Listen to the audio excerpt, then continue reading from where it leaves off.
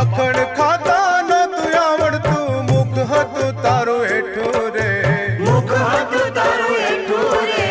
ગોપીઓએ તારું ઘર ઘેરાણું, જય ખૂણામાં પેઠું રે. ગોપીઓએ